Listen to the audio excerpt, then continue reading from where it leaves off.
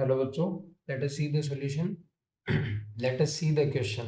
First, let us see the question. कि massless spring K का value दे रखा है आपको इसके लिए कितना K equal to 800 newton by metre attached with a mass 500 gram 500 gram is completely immersed in 1 kg of water. 1 kg of water. The spring is stretched by 2 centimeter and then released so that it start vibrating. What would be the order of magnitude of change in the temperature of water when vibration stops completely?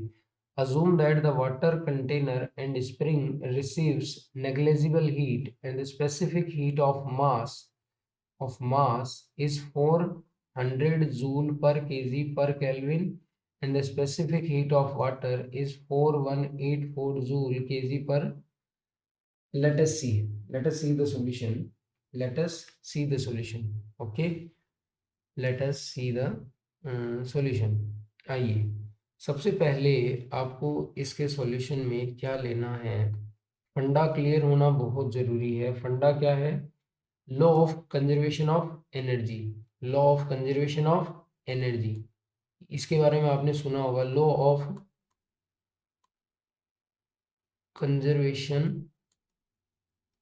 Conservation of energy. अब basically यहाँ पे क्या हो रहा है, spring है, तो spring का जो पोटेंशियल एनर्जी आता है, ये क्या लिखोगे आप, पोटेंशियल एनर्जी ऑफ स्प्रिंग, ये क्या होगा, इसमें तो लॉस होगा और गेन किस में होगा, heat energy of mass and water. अरे भाई, आप आपको यहाँ क्या लेना है कि ये जो स्प्रिंग है ये वाइब्रेट करने के बाद कंप्लीटली रुक जाता है। इसका मतलब क्या होता है, जो स्प्रिंग का जो पोटेंशियल एनर्जी होता है वो कंप्लीटली लॉस हो गया किसमें, टेम्परेचर चेंज करने में। तो आप यहाँ क्या लिखोगे, हीट गेन बाय मैं लैंग्वेज में लिख देता हूँ, heat gain by mass and water. इसको अपन फॉर्मुलेट कर लेते हैं, आ जाओ, इसको अपन फॉर्मुलेट करते हैं। आइए, यहाँ पे मैं फॉर्मुलेट करता हूँ इसको। स्प्रिंग का जो पोटेंशियल एनर्जी होता है वो क्या होता है, हाफ के x square. X is the extension in the spring या स्ट्रेस्ड इन द स्प्रिंग। अब बेसिकली आपको क्या देखना है, यहाँ पे अपन m1 लिखेंगे किसके लिए, मास के लिए, c1 भी लिखेंगे मास के लिए, डेल्टा T1 दोनों एक साथ है तो यही होगा, और दूसरा क्या लिखेंगे, m2 c2 और डेल्टा T2। ये ये वाला डेटा मैंने किसके लिए यूज करा है, ये वाला डेटा मैं आपको पहले ही बता देता हूँ कि ये डेटा मैंने किसके लिए यूज करा है। देखिए, ये वाला डेटा यहाँ, ये वाला तो चला गया है मास के लिए और ये वाला चला गया है किसके लिए, वाटर के लिए। ये वाला किसके लिए चला गया, वाटर के लिए। अब आप क्या करो, इनको बेसिक सा आप फंडा यूज कर लीजिए। ये के एक्स स्क्वायर, यहाँ पे आप क्या लिखोगे, m1 c1 plus m2 c2 और ये डेल्टा टी को आपने ले लिया कॉमन। यहाँ जाइए, यहाँ से स्टार्ट करते हैं, यहाँ आओ, इस स्पेस